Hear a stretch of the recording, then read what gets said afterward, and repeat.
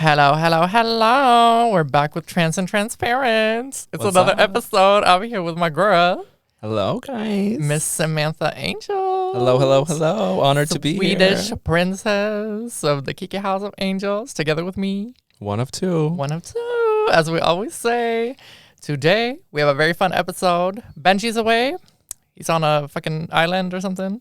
I don't know what he's doing. He's away, but he's having a good time, I'm sure. With this girl. Yeah, with his girl. Our sister. Our sister. So today we're going to have a little bit of a more, fun little ballroom and non-binary perspective episode. Yeah. Are you ready to get into it? Oh, are you ready to get into it? Oh, I'm ready. Are you? I am. Are you? Are you? Let's go. Let's go. Okay, come on. Tell me how much you love me. Tell me you'll never doubt me. Tell me how much I changed your life. Say you can't live without me. Today, we have some very fun things to discuss, don't we? Non-binary isms. Gender fluidisms. Well, would you like to start by giving a little bit of an introduction to who you are, what you do, what's going on in your life? Right. The normal stuff. The normal stuff. Anything but normal. I mean, My name is Samantha. Yeah. I've known the girls, Hunter and Benji, for a long, long time. Not you calling him the girls. Well, the girl and the man. Right, perfect. There we go. See, in ballroom we say the girls. You're gonna know this later. Yeah, that's for sure. I'm a dancer, not freestyler, freelancer, designer, go to fashion school, Yeah. do ballroom, disco dancer, all that fun stuff. And also under the trans umbrella. Yeah. Because I was going to say, most importantly of all, a non-binary person. Yeah, exactly. Ready to attack the podcast. What do you say? Ready to attack the podcast. Well, does all non-binary people attack the podcast? Apparently. In that case, yes, I do. Yes, I do. I think we're going to have a great time today. Yeah, I'm really excited to be here. Yeah, I'm happy to have you. For you. reference, this is one of my absolute closest friends. And, we've known each other since we were 13 and 14. Yeah. So it's been some years. It's We're getting old. It's 10 years this year. Is it? It's 10 years. I'm so Oh bad my God, at we've been math. friends for 10 years now. Is it really? Yes.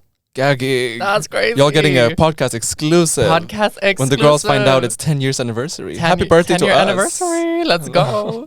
So I do have some questions for you. So I asked some questions on Instagram, asking people to send in some different, questions about, I guess, a non-binary perspective of being a trans individual and what that entails, kind of. Tails. Hey. Or no tails. Why not? Whatever you choose to Depends on the day. Yeah. One might say. Well, So we're going to go through them. Are you ready? I'm ready for the questions. You feel excited for it? Bring them on. Okay. All right. So one thing that I feel like is a really hard topic to kind of figure out, and I got a little bit some different questions about this, is basically somebody wrote, for context, I'm transitioning, but how can I realize if I'm non-binary or fully trans, I guess, binary trans in a sense? That's a hard one. Because I feel like this is something you and I have talked a lot about over the years. Over these 10 years? Yes. Yeah, a lot. Hot topic. So I guess you have a lot of experience of being, I guess, a non-binary individual. Yeah, more it's been some gender years. fluid, non-binary. Yeah. And then you have the more experience of The binary. the full transgender experience. Because the thing was, back in the day, I feel like we both hit hard on the non-binary isms of it all. Oh, yeah. for I sure. was very much more so in that headspace as well for a very long time, just because I was a little bit unsure and I didn't really know how to distinguish Yeah. it as well. It took a long time for me to figure it out. I mean, when we were younger, we did not have any we knew about trans people. Yeah. But then non-binary people just did not exist in our world. No. We thought that you had to be a cisgendered gay man to be queer, I Mhm. guess. Or if you were a woman, a cis woman, you had to be fully lesbian or bisexual also, was a thing. Exactly. But that non-binary wasn't really huge. I don't remember we talking openly about it, but then we were very obvious non-binary, playing around with the non-binary as kids. So the Mhm. question is really hard. I think so too. I mean, I could say I think that topic itself is like very different from person to person. I know that you and I have had a lot of things that we relate about when it comes to our transness, but then there are a lot of things that are quite different at the same time. Yeah. Maybe we should talk a little bit about like those differences. Yeah, because maybe that can help this person to like how they can think about transness or non-binary isms. Can I ask you, like, what was the thing that, or like, how have you come to the conclusion of this being who you are? Like, how have you come to the conclusion of like your identity, I guess? I mean, obviously a long journey, as you would know. Yeah. Like I said, it started off with learning just what the word gay was, which, I mean, I obviously know now that sexuality and gender are two completely different things. Mm-hmm. But back in those days, like 10 years ago, it was the same thing almost. Like, to be gay, you were feminine, and to be straight was masculine, and vice versa if for women. And I think what ultimately led me now to know that I'm non-binary / gender fluid is that learning to separate sexuality and gender, like for me, was huge. And then obviously ballroom was a huge thing, which we're going to talk more about later, about our ballroom journey. But it's good to mention now because ballroom taught me truly what it means to not fit within the genders or to play with both at the same time. Because a lot of people think that to be non-binary, you have to be a certain way, either aesthetically or mentally, physically, whatever. But then ballroom taught me that gender is so strict and boring, but also fun. Yes. Like, you can use the rules of female and male to your own advantage, right? And so it was only like, 3 years ago, the Body Audible, when I started drags, which is different from drag queens, because drags is an actual expression of yourself, which is the ultimate female expression. But still, when I'm not in drags, I'm still masculine in some ways. And then when I learned, well, that journey taught me that it's okay to be both or none at the same time. But then you had the experience of doing that and sticking to it. Because that's the thing, right? So we honestly, we had very like adjacent transitions. They just went in different directions, if that makes sense. Started at the same time, but then literally, boom. Because for me, it very much gave like the first time I was up in drags, because I also did drags at the same ball for the first time. We did it together. Like when I tell y'all like we're besties, like, that's what I mean. Like we got ready together, got in the full geesh together. Like that was what it was.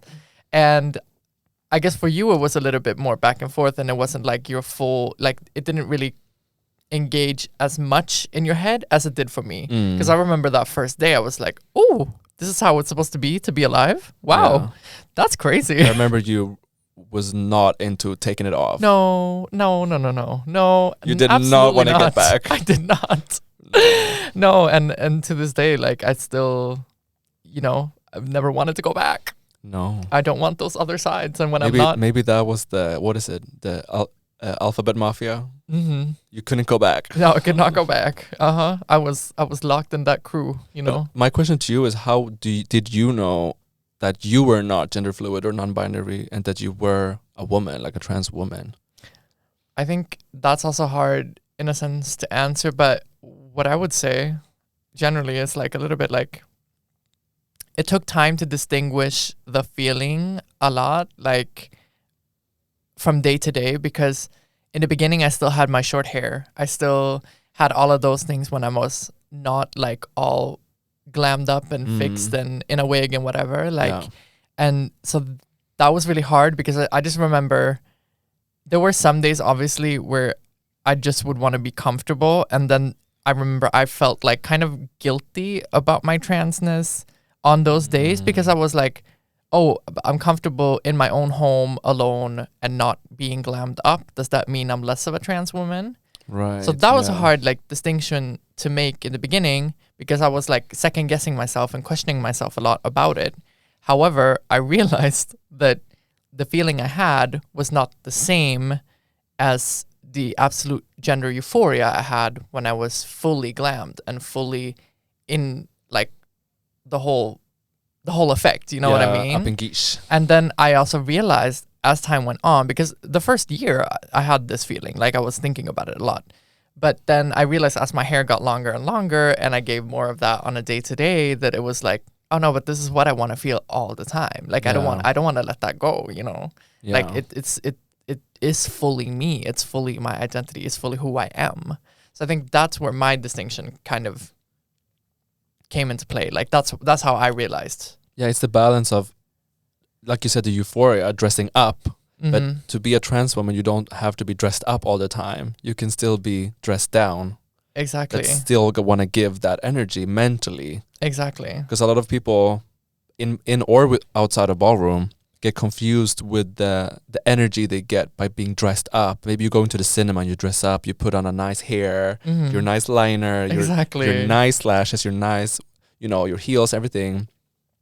And then maybe you feel like, oh, I want to give this every day, but maybe you can't. You don't want to be dolled up in your own home. Exactly. But it's those feelings that you battle with. But you still feel the same way on the inside in a sense as well. And I think that's what you have to listen to. You have to also like be very in touch with yourself and kind of figure out how you're feeling, you know? Yeah. I think that's really important as well. Yeah, and I think this is basically the answer to the question. Yeah. To like these feelings, really embrace them. And like listen to your own feelings, and in different situations also, and not just when you feel the euphoria. Maybe when you're feeling dysphoric, why do you feel dysphoric? Exactly. And maybe you'll find the answer there, For sure. So I hope this person finds out. Yeah. No, but I think that's I feel like that's the best tip, to just listen to yourself and like kind of listen to those feelings, like we said. Yeah. And also, the word trans can be non-binary, for example. Yeah, I've actually seen a lot of... I wanted to bring this up as a topic because I feel like a lot of people don't understand that being non-binary is still being a trans individual. Yeah. Because I've seen on social media a lot of people like don't really understand the difference, and I would very much still say that being non-binary is under the trans umbrella. Like you're still a trans individual. I mean, the word trans, if I'm not wrong, just means change or like a switch. It depends on how like you translate it in different languages. So it just means different than what you're assigned at birth, basically. Exactly. And that's it. So anything, it's an umbrella term. So that's why I always say transgenderisms. Exactly. Because anything under the transgenderisms is beautiful. Exactly. And non-binary is definitely under that umbrella. Yeah. Period. On to the next. Somebody asked, as a non-binary, assigned female at birth, I struggle to engage with femininity as it makes me feel dysphoric. It's more of a statement rather than a question, but like, I guess like that's something we can talk about a lot because it's very easy to feel dysphoric in different ways, and I guess being in touch with different sides of yourself can also bring up different feelings in different times. Yeah, for I sure. would say. Yeah. Because I know recently Benji and I were at this wedding and we talked about it in the podcast episode 2 episodes back.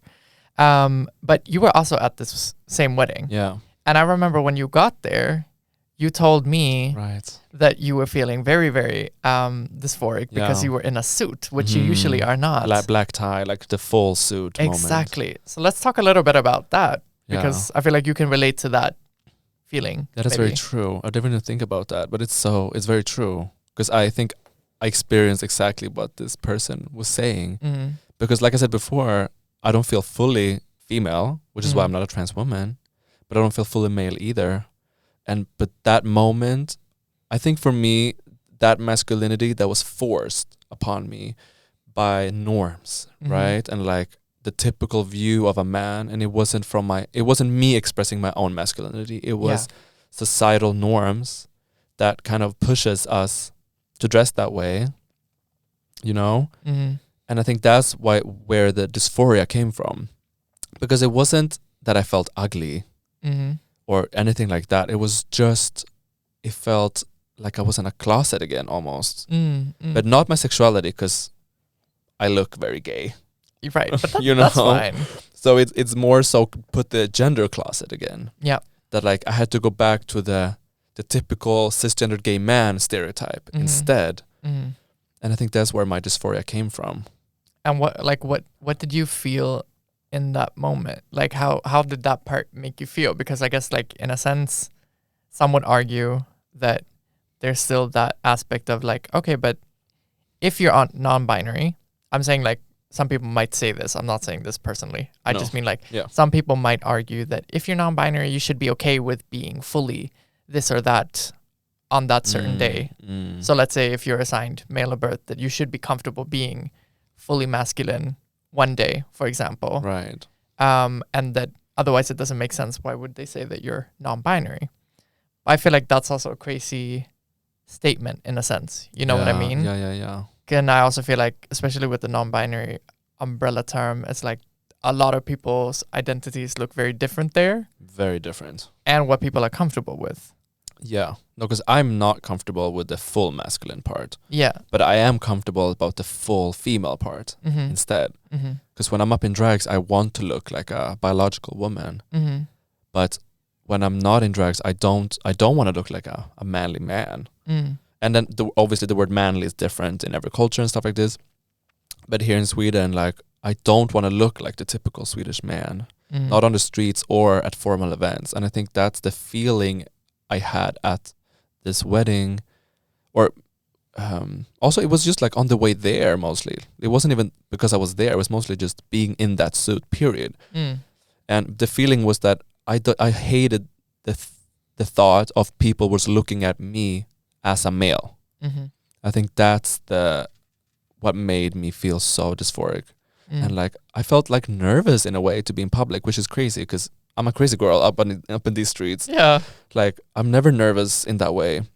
Mm. But for the first time for a long time, I felt like awkward and weird. Mm-hmm. Like just, I don't know, really, everything just felt weird. The suit against my skin, the button-up shirt, everything just didn't fit Mm-hmm. me. Even though Mhm. people try to calm me down, like, you look so nice, you look over, la la la. And I was like, thank you, but I don't feel it. Mm-hmm. So I really relate to that feeling of battling the norms and physical attributes of what you were assigned at birth, Mm-hmm. even though you like some part of it, but when Mhm. it's forced, Mm-hmm. I think then it's like, yeah, no. Do Don't you? like. I have a question for you on that topic. In that case, do you feel like it's almost like you, on the times where you would, for example, like at the wedding, have to be forced to present like very masculine in that sense? Yeah. And versus like the times where you up in drags and you're fully presenting as a woman, would you say that the difference is like being perceived as cis might also cause dysphoria in itself as well, or no? I don't know. That's a very interesting question, actually. Right? Yeah, you said right. Like I ate that Right. question up. I kind of did. I don't know. Actually, I don't know. Because I feel like for myself as a trans woman, I feel Mm. like I do kind of enjoy and am proud of my identity. So I think sometimes I don't mind the fact that people know that I'm trans. Like, because I'm proud of it. You know what I mean? Yeah. And sometimes, okay, I mean, if somebody just thought I was a cis woman, obviously that's lovely and I wouldn't mind. Yeah. But I think like I wouldn't want to erase that part of myself. And I feel like Yeah. it's easier to be erased out of your identity as a non-binary person if people were to see you out on the street, like fully presenting Yeah. as your like assigned gender. Yeah, this is very true. Yeah, I think definitely there's something in this for sure. I mean, also drag is something that I chose. Mm-hmm. Like, for me to express femininity is fully a choice. Mm-hmm. I mean, obviously, I've always been quite feminine, like biologically. Like I haven't made my blood test, so doctors don't listen to this part. But I'm sure I have more estrogen in my body than most men have. I'm sure you do.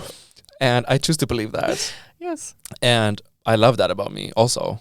And others choose to believe it too, because Miss Thing, you look fish. Well, oh my God. Put a wig on you and you got it going on. I got a lot going on. Uh-huh. But but this is the part that I chose to do and I embrace about myself. But then the masculine part, since it's not that much masculinity about me, or there's not much masculinity about me, if people only see that part, the part that I didn't choose, I think that's when I'm like, feel weird about it. like if I'm presenting something masculine, I want it to be on purpose, Mm-hmm. something I chose. So it's very similar, like you said, that you're proud about your trans identity because at the end of the day, it's something that comes from within. Mm-hmm. Obviously, when I say choice, I mean more so how you choose to show it Mm-hmm. physically or mentally. And I agree with, like, not agree, but I feel the same way. Mm. That, like, obviously I didn't choose to be trans in any way, shape or form, but I have chosen to present it in my way that's authentic to myself. Yeah. And I kind of want to segue this a little bit more into the ballroom aspect as Yeah. well, because I feel like now we're tying into a topic that's quite, important to bring up. And because I feel like both of our trans identities come a lot from being in ballroom and being around ballroom individuals, and have also shaped how we see transness a lot. Yeah. And I feel like, because for example, with this, I don't think I would be proud of being trans in the same way if I was not in ballroom. Yeah. And I don't think that you would be as open about your trans identity if you were not in ballroom. No, not at all. So I feel like maybe now we can delve into those, Dive into the topic, Deep abyss. get into the ballroomness of it all. ballroom, honey. Yeah. You feel ready to talk about that topic? I mean, I'm always ready to talk about ballroom. Always ready to talk about 24/7. ballroom. Let's go. Okay. Let's go. Okay. So, like we were saying, let's get into a little bit more about the ballroom part of this episode. Yeah. And I mean, you and I started in ballroom roughly around the same time. I think I started like 6 months before you, not a long time before that. Yeah. And one of the questions we got was basically, how did you discover ballroom? And I feel like it's kind of funny because our journeys are very intertwined on this topic. Yeah, very. Very, very. Because you were actually the first person who showed me a video Yeah. of voguing. Yeah, not knowing what it was. No, which is hilarious. And basically, this video was like street star video back in the day. Yeah. A battle between Inksy and Lissandra. Yeah. Which is also hilarious because Inksy lives in Sweden and Yeah. we know her, and she's the mother of our ballroom mother. Yeah. So that became also very hilariously intertwined. We had no idea at the time. Idea. And that video is extremely viral. Yeah. And a lot of people got into ballroom because of that clip on YouTube. A lot of people. A lot. Like before, if you used to search for Vogue Femme on YouTube, that was was, like, one of the only first that video. clips. Yeah. Yeah. So that's kind of hilarious. Yeah, But I so just remember, yeah. I Tell- showed you that clip, but when we had been friends for a while, but not like I guess at that time 3 years or something, 2.5, 2 3 years. Yeah. And then I showed the clip and we were both like, oh my god, this is so nice, slay mama, boots, all that stuff. Very that. And then there was a time after we didn't speak that much, and you started something in that period. Yeah, so basically what happened in between there was, or like, I remember when you showed me the video, I was immediately hooked, right? Like I saw it and I was like, oh my God, I need to do the gay dance. Let me get into this homosexualness at the time. Because I didn't know better. And, I was like very young, like 16 maybe when you showed me the video. Exactly. And then I remember it took a long time. I was looking around for classes. I had never taken a dance class in my entire life. So I was very nervous about it, like really, really scared. But then I saw that there was a voguing class at one of the different like dance schools in Stockholm. But I was like, I've never heard of this, so I'm not going to go. And then the term after that, I remember that they started the class at Ballettakademin, which is basically the ballet academy, roughly translated, in Stockholm. And the thing is, my old school used to have a collaboration with that place, so I had been there before, so I knew of it. So it felt more safe. It felt more safe. So Yeah. therefore, I went. And I remember I brought two of my friends with me to take the class with me because I was so terrified of going alone. And we went to the class, and I remember the first class, I was absolutely hooked. My friends, they did not go any more classes after that, or maybe one or two, but They said, didn't yeah, continue. But at that point, they had served their purpose and got me in, and then I was ready to keep going. And it was Silva, my mother Silva. It was her class, and she taught me everything in the beginning. And I think I had taken like one term of Yeah, I that think class. It was one term. And then I started going to sessions, and I kept going to her class as well. And I remember at that time, you and I had started texting a little bit more again, Yeah. hanging out a little bit more. And then I was like, hello, Miss Ning, you need to come with me to this. Yeah, to this because I remember class." you were like, "Do you remember the video I showed you?" And I was Mm. like, "Yeah," but like that's a long time ago. I still know nothing about it. Mm. You know, because in this meantime, I had done nothing about ballroom. I had no clue still what it was. Mm-hmm. And then you showed me the classes, like clips or something from classes, and then you said, "Oh my God, there's sessions and they're for free. They're 3-hour sessions every week and they're for free." And then I was like, "Oh, I mean, I showed you the video, so why not come with you?" Mm. And then, because I remember the video didn't really get me hooked in the same way. Because for me it was more so because I'm a dancer. My Yeah. background is in dancing, so for me it was just like another cool dance that I thought I could never do, and didn't know anything about. Yeah. So I was like, okay, cool. But then when I came to the first session, that's when I truly was hooked. Because then it was like a new world, literally. I think I even remember your first session that you came. Do you? I think we did like these little mini tens at the end or whatever, and then you Aye. were doing Baby Vogue, and then everybody was gagging because like you already knew how to do some steps from. Did what I you the had. first session? Yes, I mean, and you had learned some stuff like during the class, and then you did your tens there, and I remember you did like this fab dip or something, and everyone was gagged, and I was gagged. I mean, I'm gagged now that I was that good Yes! first time. I mean, don't remember. I'm not saying you were that good. I'm just saying like no, you compared to yeah, yeah. I mean, compared to now, it's a night and day. different story. But yeah, and then we both kind of just kept going after that. Yeah, like we went every week, every session. I mean, literally like clockwork, like every single Mhm. time. I don't think we barely ever missed any No, sessions. never. And you and I were very early with like, we already started getting into traveling and competing and like learning about the culture. I remember you and I would have video nights and just sit and watch clips on YouTube. Yeah, for hours. Hours on hours on hours. And like I just remember like the people that we knew in ballroom here in Stockholm, we hung out with them quite early on into us being in ballroom as well. And like they had been in ballroom for a long time. And I remember some of our friends were like, "Oh my God, how do y'all know these people? Like what? Y'all already know this about ballroom?" We were like, Yeah. "Yeah, we've been studying for hours Yeah, every week." it was like for us, it was like starting a new education. Literally. And we wanted straight A's in the test because we really loved it, and we Yeah. wanted more. Like 3 hours a week was not enough. No. We were on the phone talking every day about this. Literally. We And would have like- our own private sessions. Oh my God, yes. We used to go to your did. dance school, Yeah, we did. which was very fun. Yeah, I mean those times were crazy. Like that energy, obviously not as much anymore. Like in ballroom, you're an old girl as like after already 3-4 years. Not old girl, but you're like not a beginner baby anymore. Exactly. And then now it's almost 6 years for us, or it is 6 years. So it's like Yeah. we don't have that same young, youthful energy. No, definitely not. Even though we're still young now.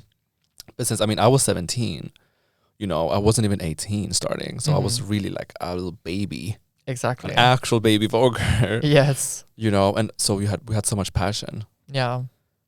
And I mean, we've done some very fun stuff in ballroom so far. We've traveled a lot. We've competed together. Yeah. Won quite a lot. I think we different countries traveled. as Didn't well. we travel the first year? I think we started did. sessions. I Like think we wasn't did. Denmark the first? Or was Yeah. it February the year after?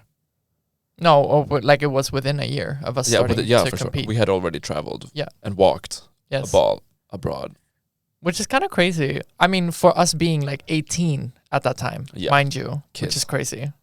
Like we were teeny tiny, but it was really fun. We had a good Yeah. time. We learned a lot from it. We did. And also like that's I guess also where we came into contact a lot more with like transness as well. Like Yeah. at the time there was not a lot of trans girls in Stockholm, No. I would say. Then we had one person who moved to Stockholm from Copenhagen, Samara. Shout out Samara. Shout out Samara.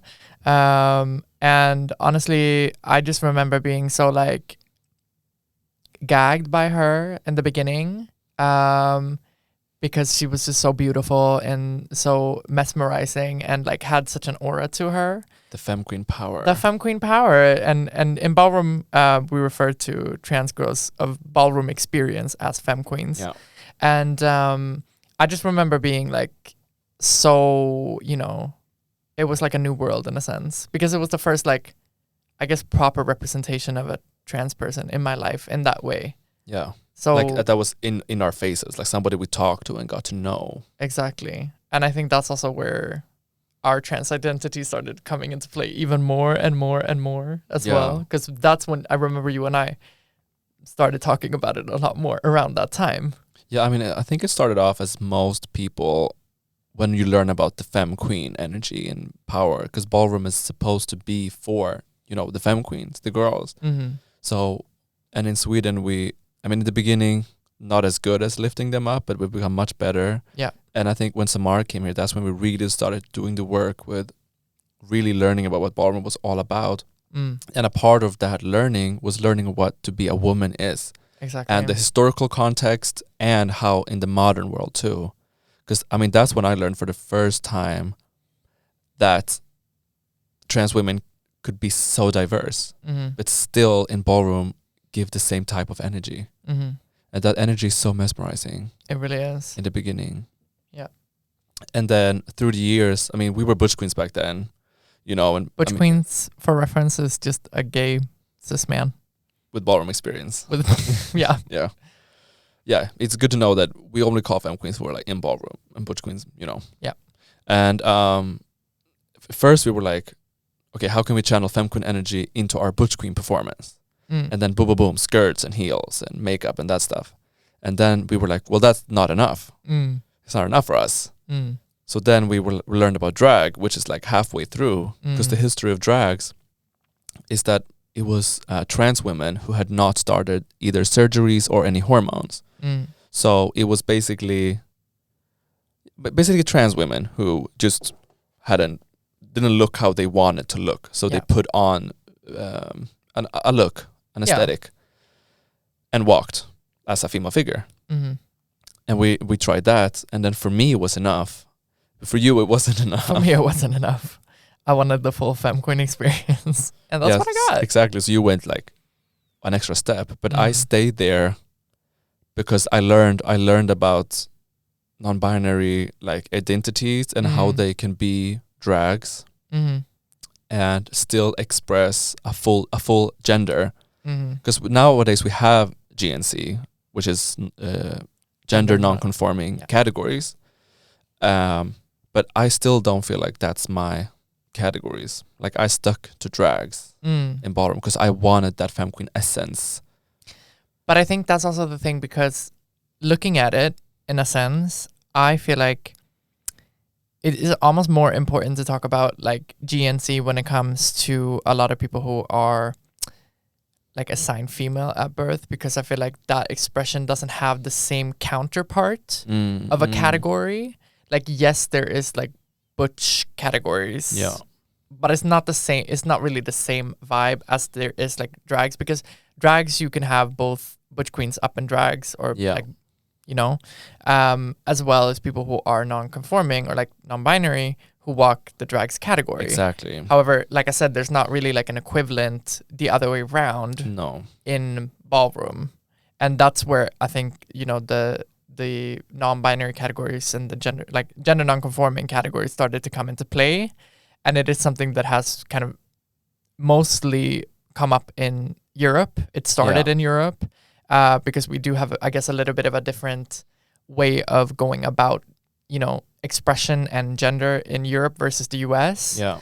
But ballroom is from the US, so there's like that kind of like, it's a little bit weird right now. I think a lot of people in ballroom are kind of like, what is this whole non-binary stuff? I don't understand. They don't get it. Yeah, especially the older generations from the States, America, are very confused about the GNC categories here. Whereas I feel like there is definitely a big reason to why those categories do exist. However, the way of going about it, I would say, has been very hard to tackle. as a community. Yeah. Is this something you've also noticed? Yeah, I mean, because it's like half and half. One side thinks that us in Europe should do stuff differently than America. That obviously it's an American culture that we have been allowed, to practice, and so one half feels like that's true, but at the same time we can evolve it differently with our own ideas. But the other side, I would say, are more, I call it ballroom conservatives. Yeah. Because obviously liberal people, but conservative about how ballroom should be. Yeah. And that side of the same coin says that we should only do it as the Americans do it. So unless they do GNC, we should not do it either. But it's such a hard balance because nobody has to agree with anybody. I mean, even when ballroom was created in the late 60s, early 70s, people didn't agree with each other then either. So I think it's so difficult. And I think the thing with ballroom is that like it is a quite binary and quite a like, in a sense, I like old school culture, but it's such a new thing as well. Like historically, like it hasn't been around for that long. If you think about it in context to other subcultures, for example. Yeah. So it's like, it's hard to say what is and isn't ballroom because it's constantly forming and constantly developing, as well as gender theory and all of this as well. Yeah. So there's so many levels to it as well. It's a really, really hard topic, and it's a really big topic to talk about. And I feel like right now we don't really have a proper answer to what everything should look like, because a lot of the categories in ballroom are also very binary. Like if you look at realness, it's about, passing for survival. As a non-binary person, there's no real, like you can't really have GNC realness. It doesn't really make sense because what are you passing as? Yeah, exactly. So there it's like hard to judge, or like that's kind of impossible. Then if you look at like GNC face, GNC body, like these categories, it's possible. Yeah. But it's still hard to kind of judge against one another. And I think a lot of people has an argument, which I also understand a lot, is that non-binary people and gender fluid people has a space in ballroom. Exactly. And nobody's like the category butch queen or femme queen, whatever, maybe not femme queen, but butch queen more so. And if it's just male figure or female figure, which are umbrella terms, you can still be non-binary and walk a female figure category as long as you present female that day. And you can still be non-binary and walk a male figure category because it, like it says, male figure, you're presenting male. So I think that's where the Americans are right now when they're saying that they're confused about GNC categories, because they're like, well, they can still walk categories. Exactly. Like they don't feel like there's a need for a new type of category for them. But at the same time, it's so hard to like differentiate like people's looks, because at the end of the day, it's just, are we going to talk about only people's physical attributes and stuff like this? And obviously non-binary people can also change from masculine to feminine. But I think there is a space for them anyways. Yes. There is. It's just that sometimes it's hard to express how you're feeling that day for a category that does not have a GNC specific category. Yes, for sure. No, I get you. For me personally, I do very much think that there is a space and a need for the categories. I feel like figuring it out is what's been hard generally as a community, and I understand why people think in different ways. And then there's a whole aspect of bringing in, I guess, like also like taking over the culture as well, because I noticed that a lot of people try to fit ballroom or try to form ballroom around their identity rather than fitting into the culture and figuring out how their identity fits into ballroom. Yeah, and be respectful of the history. That's the thing. And that's where I feel like I can understand why a lot of elders do get frustrated with it. Because it does kind of go against a lot of the rules in ballroom in a sense. I feel like, however, that's also where the GNC categories would be fab to have, because then it's kind of like, if you make the space for it, then we don't have to change the categories that already do exist. Right. Yeah, that's true. Sense. That's very true. My thing is just that as long as people listen to each other's arguments with open mind. Yeah. Because also a lot of these elders are trans themselves, but they're trans-binary in a way, that they go from male to female or female to male. So maybe they can't understand a feeling of a non-binary person. So, and vice versa, a non-binary can't understand a female to male or male to female, for example. Exactly. So as long as people listen to each other and have respect for their own, experiences, I think we're going to get somewhere. Because right now it's a little bit, not fighting, but people don't really strongly disagree with each other. But my thing is just like we said before, trans is an umbrella term. And we're all trans and we all want to have love and respect, Yeah. So we just need to listen to each other more. Yeah, I agree. And I mean, I love ballroom in that sense also, that it has really been like a pioneering community and culture for trans individuals. And I think that's why it's been so important for a lot of trans girls to find ballroom, and also why it's still been important for like non-binary individuals and trans people in general to have ballroom, because it's been that kind of like active rebellion against society and what it tells us to be like, I guess, in a sense. Yeah. You know what I mean? Yeah. So it's a very strong force, because I know, obviously not everyone who listens to this podcast knows a lot about ballroom or is in ballroom. So just to wrap it up, like, it is really like a space where you can be yourself and where you can find pride in your transness. Like I talked about earlier, because for me, for example, like being a femme queen, being in ballroom is what has made me feel so empowered as a trans person to talk about my experience and to be bold and unapologetic in my experience and in my identity, So, yeah, I don't know. Yeah. You know what I mean? Yeah, but still respecting the culture and the history. Exactly. For sure. But that's what's so beautiful with it. Period. It's been a little bit of mixed topics today. It's been very fun to discuss. And very non-binary. Very non-binary. But you know what? Hey, you're on the podcast. You're here to have a good time. So why not talk about it? And you might see me again. Yes. No, I would love to. I feel like the ballroom aspect we have to talk a lot more about on an entirely different episode. Yeah, today was more so covering the non-binary parts of ballroom. Yeah. For sure. For sure. So I think we're gonna have you back. Period. Don't you worry. Sammy's coming back. And I'm very, very thankful and happy that you could make it here. Thank and you. It was really fun. No, I'm very happy to be here. You feel like you want to come back? I always want to come back. Part 2, part 3, again, part 4? and again and again. Oh. Okay. Well, we're gonna get kicked out of the studio in like 1 or 2 minutes. So kicking out the transgenders. Yeah.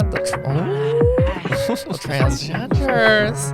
I just want to say a big thank you, and I love you all, and thank you all so much for listening to the podcast every week.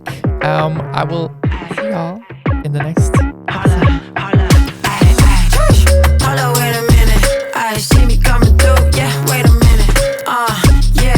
Holla, wait a minute. Bitch, I'm feeling brand new, cause I'm big business. Holla, they gon' know us when we show up. We got it bustin'. Yeah, that's so us. Ay, and let the butterflies swing. Yeah, ay, I style bling bling. Yeah, pop on nut calls, that is not us. I get money, so I'm living like a rock star. Got that glass skin and my body looking proper. I'm so wavy, baby, I'm a traffic stopper.